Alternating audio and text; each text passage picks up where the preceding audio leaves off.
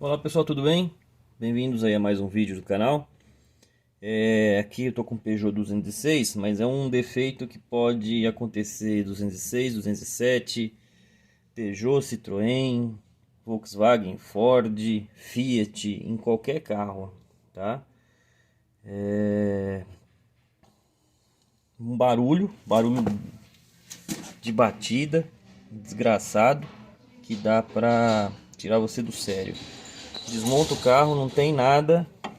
Esse aqui no caso tem essa mancha de graxa aqui, mas eu vou mostrar o que em outro vídeo. Esse aqui é um vídeo rápido para mostrar o barulho. Tudo íntegro, tá? Sem problema nenhum.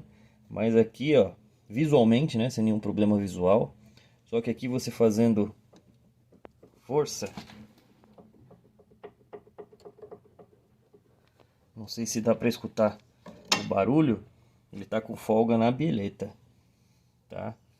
E a bieleta montada, ela não faz barulho. Você forçando ela não faz barulho. Tá tudo certinho. O amortecedor tá novo, as bandejas estão boas, pivô tá bom, tá tudo bom. Somente a bieleta e visualmente ela não está quebrada, tá? Então aí já troca de um lado, já troca as duas também, porque não é tão caro, já para parar esse barulho de batida. Beleza? Obrigado por assistir, vão deixar seu like, se inscrever no canal. Até o próximo vídeo. Um abraço.